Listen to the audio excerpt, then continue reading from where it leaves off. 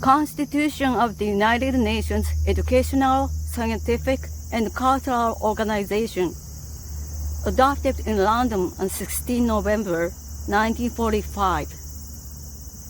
The governments of the state parties to this constitution, on behalf of the peoples, declare that since wars begin in the minds of men, it is in the minds of men that the defenses of peace must be constructed. That ignorance of each other's ways and lives has been a common cause throughout the history of mankind. Of that, suspicion and mistrust between the peoples of the world, through which their differences have all too often broken into war. That the great and terrible war which has now ended was a war made possible by the denial of the democratic principles of the dignity, equality, and mutual respect of man, and by the propagation in their place, through ignorance and prejudice,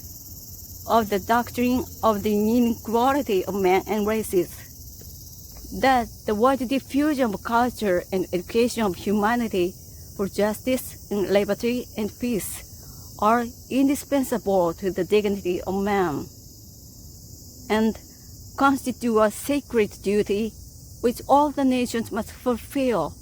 in a spirit of mutual assistance and concern. That a peace based exclusively upon the political and economic arrangements of governments ought not a peace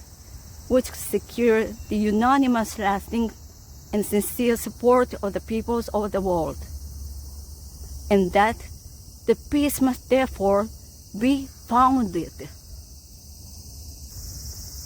if it is not to fail, upon the intellectual and moral solidarity of mankind. For these reasons, the state parties to this constitution, believing in full and equal opportunities for education for all, in the unrestricted pursuit of objective truth, and in the free exchange of ideas and knowledge, are agreed and determined to develop and to increase the means of communication between the peoples, and to employ these means for the purposes of mutual understanding and a truer and more perfect knowledge of each other's lives. In consequence whereof, they do hereby create the United Nations Educational, Scientific, and Cultural Organization for the purpose of advancing through the educational, scientific, and cultural relations of the peoples of the world the objectives of international peace and of the common welfare of mankind,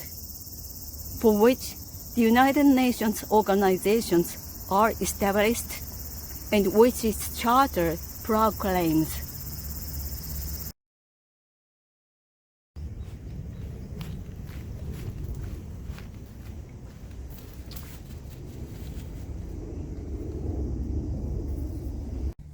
Constitution of the United Nations Educational, Scientific, and Cultural Organization,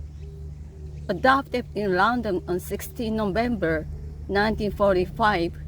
and amended by the General Conference at its 2nd, 3rd, 4th, 5th, 6th, 7th, 8th, 9th, 10th, 12th, 15th, 17th, 19th, the governments of the states parties to this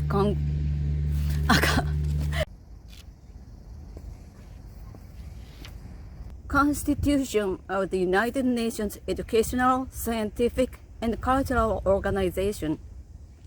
adopted in London on 16 November 1945, and amended by the General Conference at its 2nd, 3rd, 4th,